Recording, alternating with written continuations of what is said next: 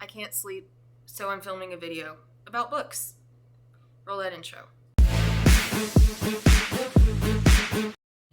So I guess this is going to be my top 5 books that I read in 2023. I may actually go back and redo this because I haven't prepared anything. This is very off the cusp, like off the top of my head. I'm going to come up and just give you the books that I think of. So I'm going to make a space right here for where I can put in the images.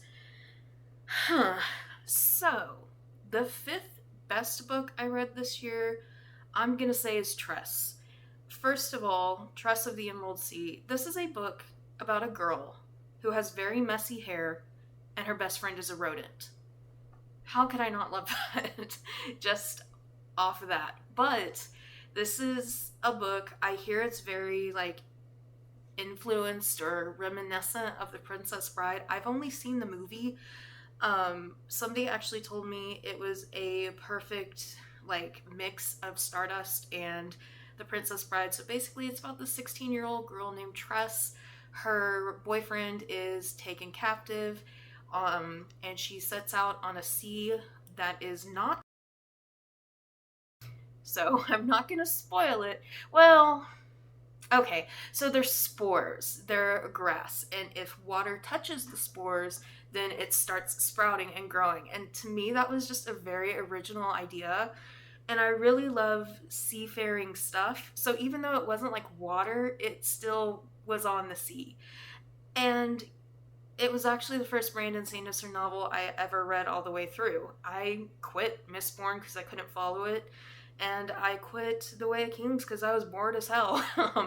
But that was a while ago, before I was more used to fantasy. I just got a message from Britton because I told him I couldn't sleep, and he's like, "What are you gonna film?" So, Britton, sorry, I'm not gonna get back to you for a second. But Tress is number 5. Number 4 is going to be The Lady of the Rivers by Philippa Gregory. Now, this is the first book chronologically in the Plantagenet and Tudor series. It's about Jacquetta Rivers. I do not think it is the best place to start, so I'm going to keep it kind of short and sweet. It's about the mother of Elizabeth Woodville, who is the main protagonist of The White Queen, and the book ends on the same day that The White Queen begins. So I will do a full in-depth Philippa Gregory video, but this is my 4th favorite book of the year.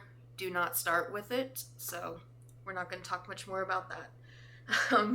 So my 3rd favorite book is going to be, I will say The Curious Case of the Village in the Moonlight.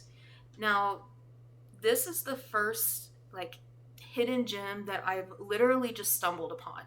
I was just randomly on Amazon one day and I somehow came across this book. I mean, you can see the cover.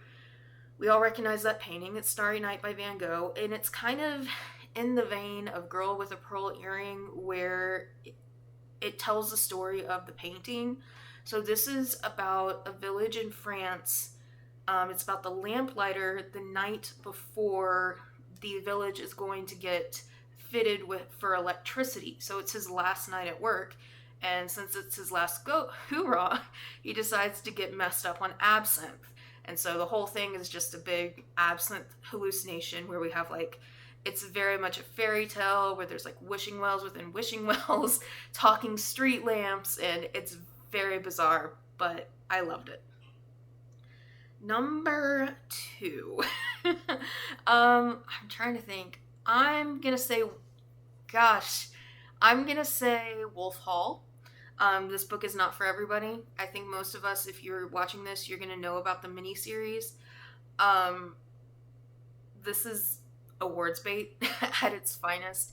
It's a very mystical writing style. It's about Thomas Cromwell, who's basically responsible for the downfall of Anne Boleyn, and he's one of English history's biggest villains. And Hilary Mantel writes him in such a sympathetic manner that you just can't help but love the guy. yet at the same time, it reads very vaguely, almost like we're seeing everything that's going on, but kind of through a mist. And I think it fits because this all happened so long ago. So the vagueness, it's kind of like we're not getting the full picture. It's like old video quality in the prose, if that makes sense. Wolf Hall, Thomas Cromwell, book's great, miniseries is great. If you love the miniseries and decide you want to go try the book and you don't like the book, that's fine. It's not for everybody. And then the best book I read all year is Small Things Like These by Claire Keegan. She is a new to me author, but now I'm trash for her. I guess something to do with the Irish. I love the Irish. But Small Things Like These is about a man in Ireland in 1980 who works for like a coal company, and he like is taking coal to a nunnery. He has 4 daughters, and then he runs into like unmarried mothers. He had an unmarried mother. He never really knew who his father was.